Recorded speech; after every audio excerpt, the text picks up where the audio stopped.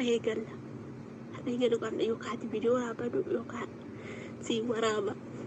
Footoo kee ergime nan tolcha. Ankootii footoo kee footoo koo si erga. Footoo koo si ergaa wayi. Ishiin naa kenni kun piroofaayilii sana iskiriinii ishiin barreesse malee anaa miti wallaahi. Kun footoo si qophise. Kan kee immoo naa ergi. Yoo afaan ishee beektan narraa dhorkaa jettee majammarta assalaamu alaikum jettee nagama gaggaafatte. Mucaa kana garee keessaa dhiisee baqadhee jira. Mee narraa dhorkaa yoo ati jammari jettes rakkoon qaban jammaraan dhukkeeraa. Naati amsi akka okkee qabee. Inni taaree immoo yamsi jaatti harbi gogeera kana nyaachisa. Abbaa keenya isa ledha.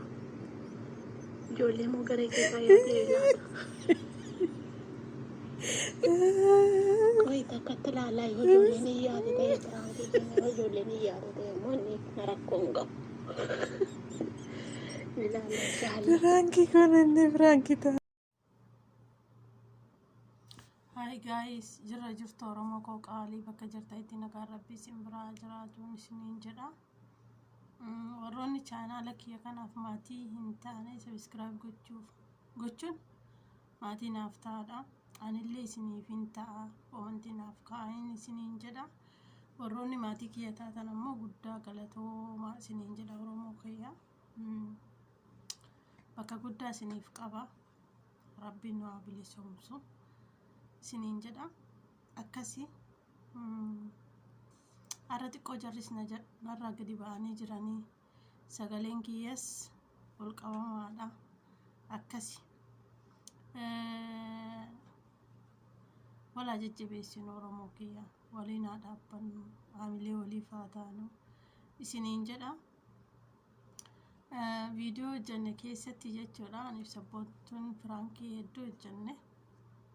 Kan kana caalus hojjechuu dandeenya gara fuulduraa san keessatti jechuudha Faaxumaan dhiifama na gaafachuu qabdanii jettee dhuguma immalaa fi guddaa galatoomi Faaxuukoo siif hin malurreedha jechuun gaafa piraankii hojjetan jechuudha gaafa piraankii hojjettu cimina si gaafata ofitti amanamummaa jechuudha. Yoo nama tokkotti himtee nama tokko dhiiftee piraankittii sun siif hin miidhagdu. Akka piraankii siif miidhagduuf ammoo yaada keessana ofii kee qofatti qabachuu qabda jechuudha. Nama lama aniif sabboontuun kan akka piroofaayilii suura iskiriina gubbaa waa hunda ishiin naaf kenne. Aniif ishii wal amansiisnee jirra. Waa hunda waa fe'u yoo waliin jenne yerree wal amansiifnee jirra. Kanaafuu nu lamaan gidduu dhaaba'ee bakka biraa dhaquu hin qabu jechuudha. Akka nuuf milkaa'uuf numa lamaan gidduutti hafuu qaba jechuudha. Sanaaf Faaxumaa biloggoonee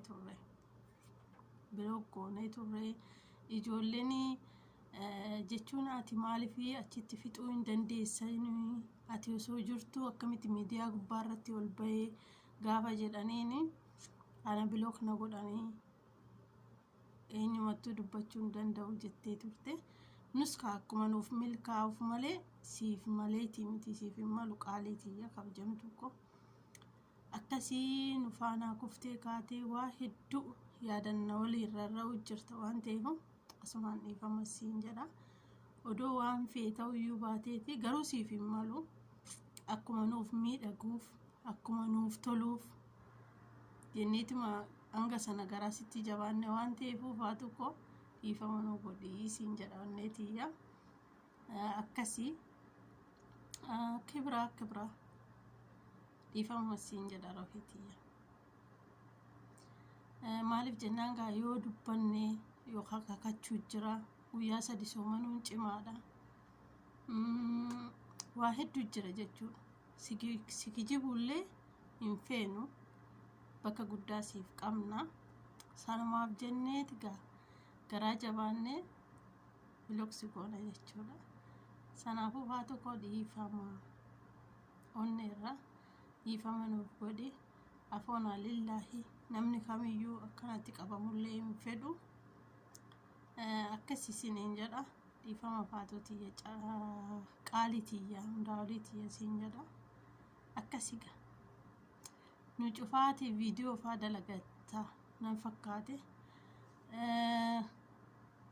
Waama ofiititu miidhaga waan ta'eef warroonni garjallaa dhuftan hundi keessanuu jechuudha. Natti toleetii miti bakkuma kana taa'een ergan baatii 10 erga yuutuuba dalaguu eegale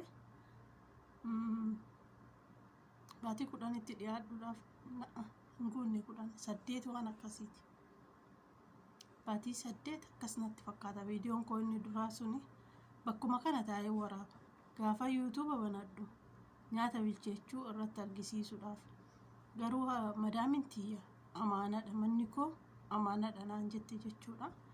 Namni amaanaa nyaate rabbi biraayis nama biraayis kayya namaadha gaarii miti waan ta'eef yeroo hunda bakki dhabame miti manni guddaadha asuma jechuudha. Iddoodhuma yoo akka carraa ani amma yeroo nan biraa deemu hedduu takkan ishii jaaladha wallahi bakka guddaan ishii qaba. Yeroo nan biraa deemu ittan agarsiisamu ittan himamu maalan jedhaan yeroo tokko guyyaa tokko na argitee yuutuuba qabdaa naan jettee turteeyyuu sodaadhe tan lakkibboo maaliin ninna ijoollumaa wajjin viidiyoo haasofna jedheeni kaameraa biratti jechuudha. Dheengaddarree liivirra kaayetuma jechuudha.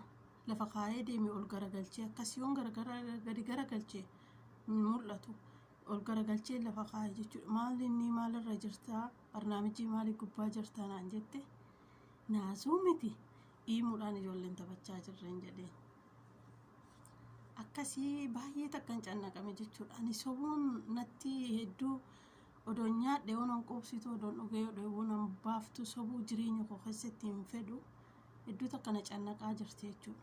Odoon garuma fuulduraatiyyuu gara dhuftee naa baatu jedheeti itti meeti mana ishii keessa viidiyoon istiraahaa keessatti waraabbadhe hedduun qaba garuu hin jiraas keessa gadhiisuu sana bis waa liqimsu yoo nan jedhu akka kokkee keessaa gannaa bu'uu na dide jechuudha. Kan lakkisuu hin dide akkasiin na dide naa liqimfamuu dide gadhiisuu dhiise gube yoon gubellee inni viidiyoon takka turee deebi'uu hin danda'a. Garuu gadiin dhiisanatti fakkaatu akkasii isiniin jedhaa xiqqoo irraa hiriyyaatii wajjin hin gadhiiseen ture.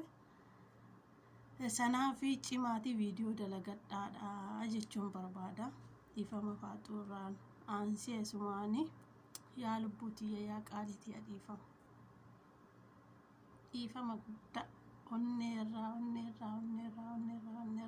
dhiifama siin jedha akkasii roohitiyya na jajjabeessaa Oromoo koo waan cimaa keessan jira adabbii cimtuu takka keessa nagalchee jira namichi akkasii rabbiin keessa si haa baasu naan jedha isiniin jedha fayyaan dhabina.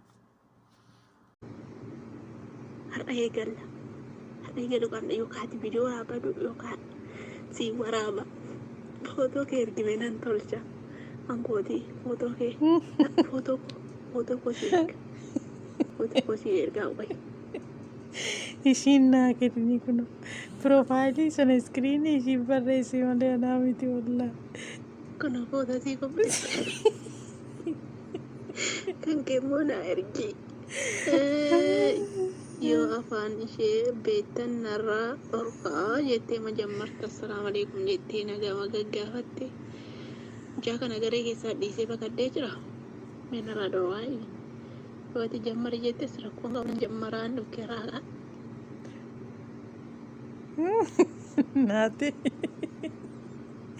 amsi akka okkee qabe inin daaree immoo amsi yaadde harbi gogeera nama nyaatee robbaa keenyaa isa ledha ijoollee moo garee keessaa yaadee ilaala.